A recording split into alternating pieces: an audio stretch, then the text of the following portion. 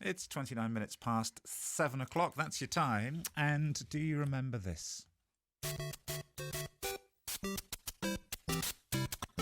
Simon does. Yeah. What is it? Super Mario. Super Mario Brothers. The original NES version, but I won't.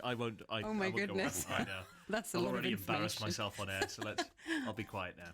Well, there's great news for gamers, especially those that love to play on their phones, because the first Super Mario game for the iPhone has been announced. This will be the first time that the game will be played on the iOS system.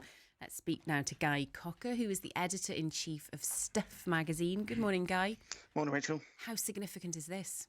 It's huge for Nintendo. Nintendo is a company that's been struggling recently. You might remember it had a massive success around 2007, 2008 with the Wii, but its follow-up, the Wii U, was nowhere near as successful. So the pressure is on from Nintendo's shareholders to get games onto platforms that are perhaps a bit more relevant in this day and age, like the iPhone.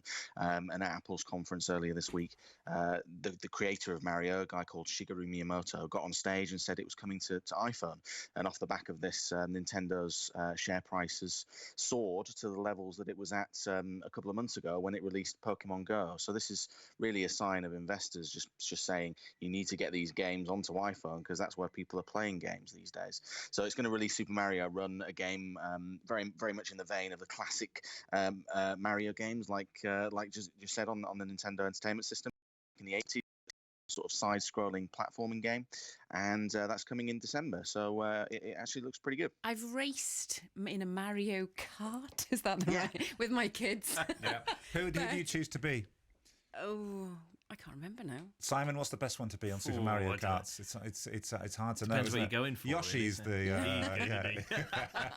Yoshi's the dinosaur, mushrooms, yeah? Yeah. Donkey Kong, he's good. Donkey Kong, yes. How is all this going to work on a phone, though?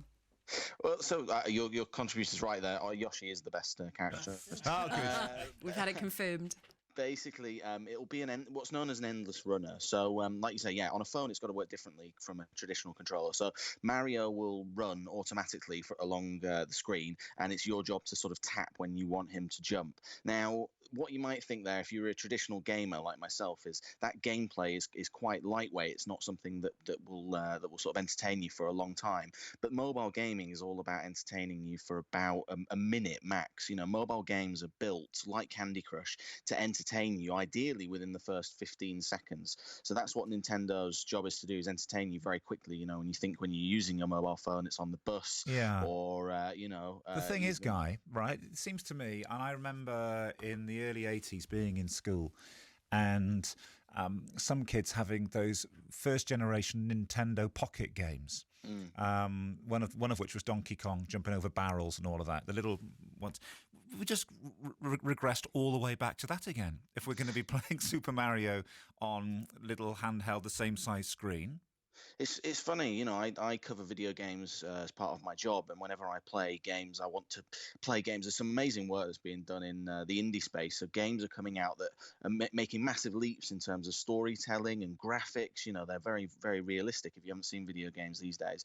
But all my friends want to play when they come over. I want to show them these amazing games. All they want to play is those classic 2D side-scrolling platformers like Mario and like Sonic. So there's a massive appetite for these games to be played still. And you're right, we are kind of regressing back to the 80s simplicity of video games where you're just, a Mario character and all you're doing is tapping on a screen to jump. But people love those games, and that's why Nintendo's stock is up so high off the back of this announcement. Whether the game has depth for gamers, I don't think so in the long run, but there's still a massive appetite for Mario to be playable on the iPhone, which is a device that millions of people have got. You'd have loved this. You'd have loved this a few weeks ago, talking about computer games. Nicky Grist came in to talk to us about motorsport, and we were talking to him about Colin McRae Rally and having Nicky Grist's voice, and it was weird, Guy. Yeah. I got to tell you, it was weird having him here. And when it goes 7 left, fast, over brow. Guy, thank you very much. Thanks, guys. Guy Cocker, it's 7:34.